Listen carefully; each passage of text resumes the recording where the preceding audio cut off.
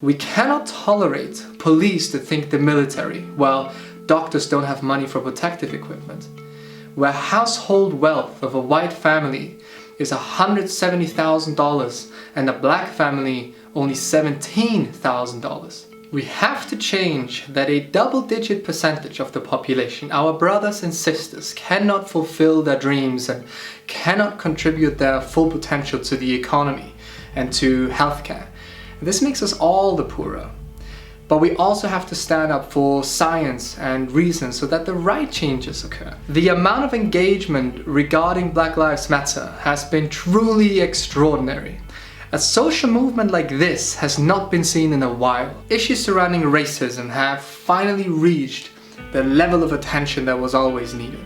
What was so important to happen was that non-minorities finally started to question themselves and think about subtle forms of racism and how people have countless advantages throughout their lives that come down to essentially their skin color. The value of this social movement has already been historic. Humanity has left behind to a large degree its nasty prejudices that have been with us for thousands of years. We are becoming much more intelligent about how we approach racism. People actively adjusting their own attitudes and actions is the holy grail of social change. The protests that took place all over the world, even in a city like Vienna, Austria, where there were 50,000 protesters, translates into massive momentum. However, a sober look at the research shows that that might still not be enough. Studies show over and over again that it is physical action that drives change, so protest for example. During the Arab Spring, conventional wisdom has it that it was social media apps that really enabled people to connect and drive change, but really that was mostly English speakers that were sharing posts. However, there's one crucial thing that we need to get right and we need to understand, which is that we need to get the right level of protesting for anything to change at all. There needs to be enough of it.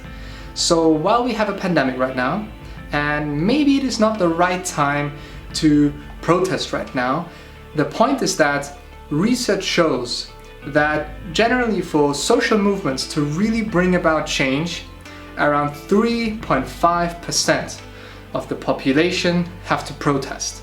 That is the magic number. So understanding history, we can understand that it is not enough to protest, but that we need enough protests. Then we also need to understand how to get to the right outcome, right? Protests are important not only because of political change, but because of a much more important reason: political activation.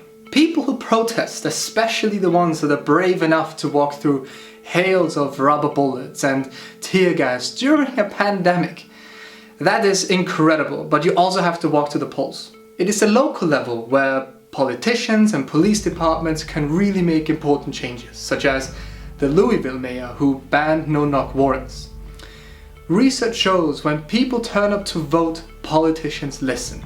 But here the underlying issue has been that out of the people making less than $50,000 a year, only 36% of them vote, while the folks that make over $150,000 a year, 80% of them vote. So that's more than twice as many voters. Some of the most experienced researchers ask, is this a racial or a socioeconomic issue first?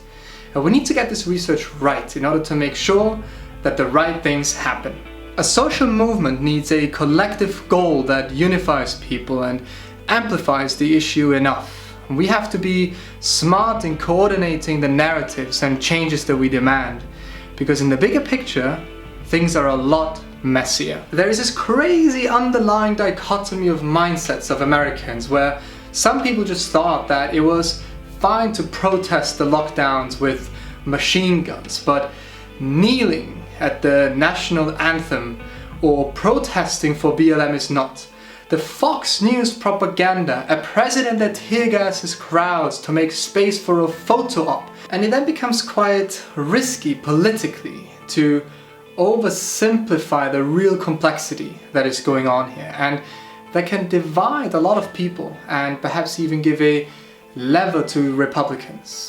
They will say that They're talking about defunding the police, and many people hate that statement. Defunding the police is a really interesting slogan, but we all know that it is a lot more about data collection, really understanding what is going on, about the right police training, and again, about local policy actions. Police cannot just be defunded in a country where there are enough weapons for every man, every woman and baby, where the culture is all about guns. So we have to be extremely careful to not just demand surface level fixes, but to use this social movement to inject enough energy to change the system where it matters. For instance, COVID-19 has impacted racial and ethnic minority groups 4 to 5 times more than white communities. This is an opportunity to put the spotlight on issues and demands of the BLM movement that really hit the nail on the head. Use this opportunity to talk about the funding of schools as a root problem in the US, where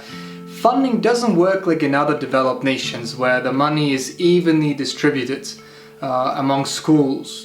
In essence, only about $23 billion would be needed to balance out the school funding differences between so-called white schools and those of predominantly minorities. This right here is something that needs to be shouted about with precision, connecting it to systemic racism and demanding politicians to do it. But most important of all, we have to get more people to vote.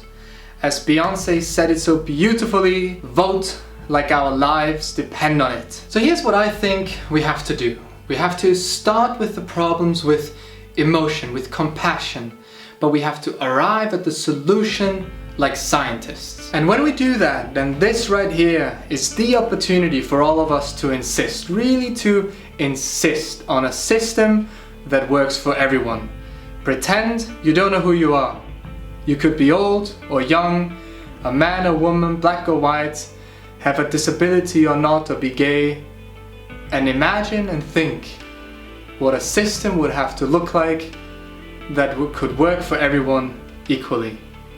I'm Mari Gruber, this is Generation Utopia. Thank you for watching.